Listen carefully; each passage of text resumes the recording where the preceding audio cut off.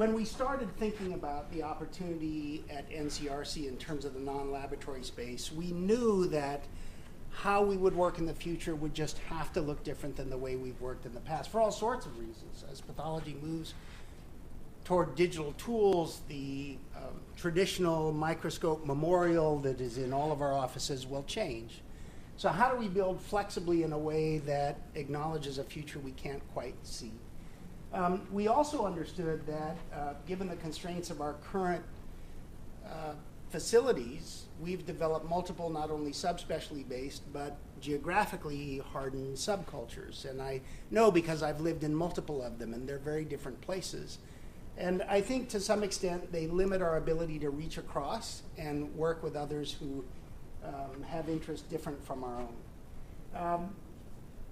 As we began thinking about whether open workspaces were the answer, we got educated and made some trips, and we learned pretty early on that a fully open design would not work well for the work that you do, that pathologists need some quiet, private, heads down space where they can do some of their work. But we also believe that the traditional paradigm, which is one in which your office solves all of your problems, probably wouldn't serve us well going forward. There is substantial evidence, much of it in the non-healthcare space, that being able to drive chance interactions between people with different points of view can actually increase your creative and innovative capacity. And we wanted to understand how that might work for us. I took this quote from an article that was part of a series of articles in the October 2014 Harvard Business Review that was looking at this issue of designing space for collaboration and ideation. And the author said the open office has a lot of critics these days, but it remains the dominant form of workplace design for a reason. It can foster collaboration, it promotes learning, and it nurtures culture. And those things resonated very well with the goals that we had in mind with this project. It's the right idea. Unfortunately, it's often been poorly done.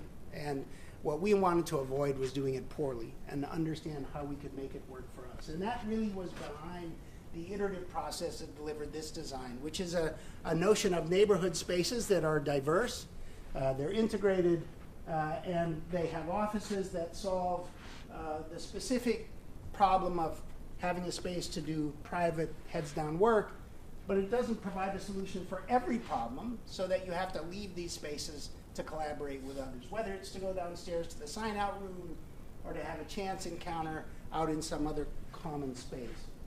If I could have the next slide. This is a quote from a group that feels they got it right. This was also part of those series of articles in the October 2014 Harvard Business Review. And this was a knowledge company in the Boston area that had a traditional office with closed doors, the sorts of offices we live in now. And they had an opportunity to move to new space, and they wanted to, much as we're doing, think about how they could design space for better ideas. The authors of the article, which included the CEO of the company, said 6 months in, we continue to be amazed at how differently we work in the new space and how much the spirit of our office has changed. We used to make appointments to see each other. Now we often just run into each other, and all kinds of new ideas emerge from these unplanned collisions of 2 or 3 or 4 people. And unplanned collisions is actually part of what we're after. And especially unplanned collisions between a couple of folks who normally wouldn't collide at all.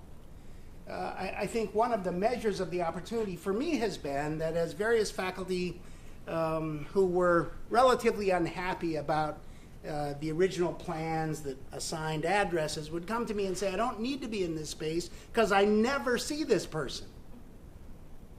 There's the problem, right? There's the opportunity.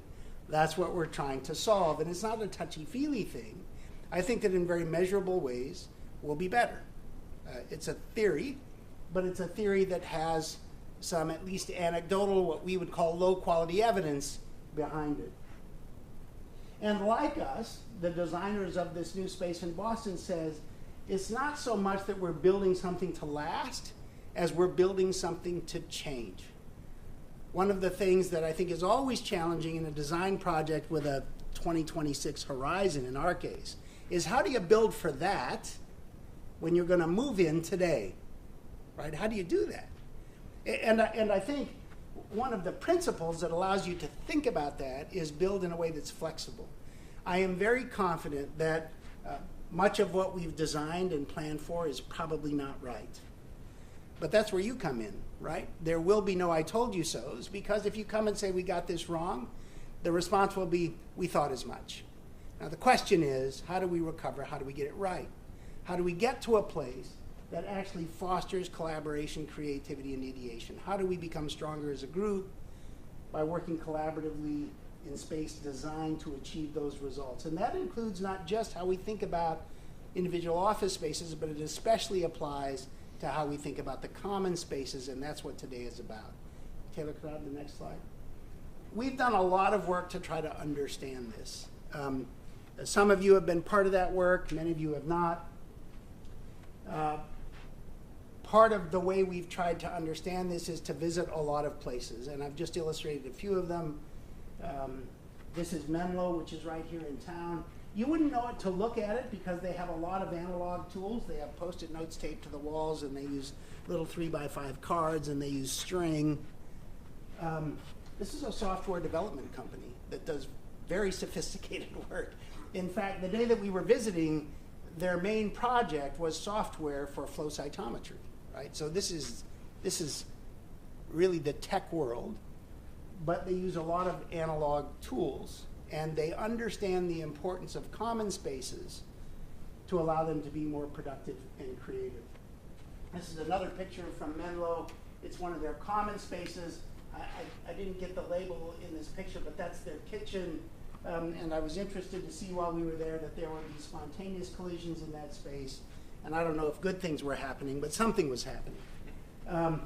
We made a couple of trips to a place in Lansing called ThinkSpace. The rest of these pictures are of that space, because in some respects, it was our visits to ThinkSpace that informed this exercise. And we really began to understand the importance of intentional design for our common spaces if our goal is collaboration, cooperation, and partnership with one another, independent of your subspecialty interests. Now, of course, we don't want to divide our subspecialty groups, right? It's important that you continue to be able to collaborate with one another in the daily work that you do. But I believe that we have untapped opportunities to kind of work across those silos and discover opportunities that we might not otherwise have recognized. So if we look at some of the pictures of ThinkSpace, they have a lot of variety in their common spaces. Some are very playful, drum set, guitars, games. This is a game that everybody understood, but me, I'd never seen it before. This is what it looks like to have no fun planned for the summer. This is the sort of person we get. You know, some of the spaces look familiar. You could kind of look at that and say, well, I kind of recognize what that is. But some of the places are very unfamiliar. This custom table that was very intentionally designed as not round and not square. It's an irregular shape, and it was a shape that really was intended to get as many people around it engaged in a common conversation as possible. It was very intentionally linked to a very unique and home-built lighting system that created warmth, much like a fire, I suppose, and would draw people to it, at least in the wintertime. Food is important. And everywhere in their space you could find these little accents that provided a different experience than traditional office design. So our goal today is that you think about what you want your neighborhoods to be. Not just in terms of the traditional things. Hey, do we have a microscope? Do I have a table? Those are important questions. There is, right? What do you want that will draw you out of your office to engage in a conversation? What do you want when somebody comes to see you from another neighborhood? Like, where do you want to be? What do you want the experience to look like? Recognizing that it's not just the common spaces in the neighborhoods, which is the focus of today's exercise, but there'll also be opportunities like that in this large central space that we're calling Central Park. And it's an opportunity to not only think about how do you design for collaboration and ideation, but also what do you want the brand of your neighborhood to be? What message do you want it to send? Do you want it to be fun? Do you want it to be a place where we periodically have events? Right? We pick your neighborhood. This is the place where we're going to hear Joel Greenson perform. I mean, that's the work you're here to do today. So our goal is collaboration in an integrated, diverse neighborhood. It's a branding opportunity, and you're going to hear from Kate and Christine and others kind of the palette of solutions from which you can choose those sorts of solutions for your space. So that's what today is about.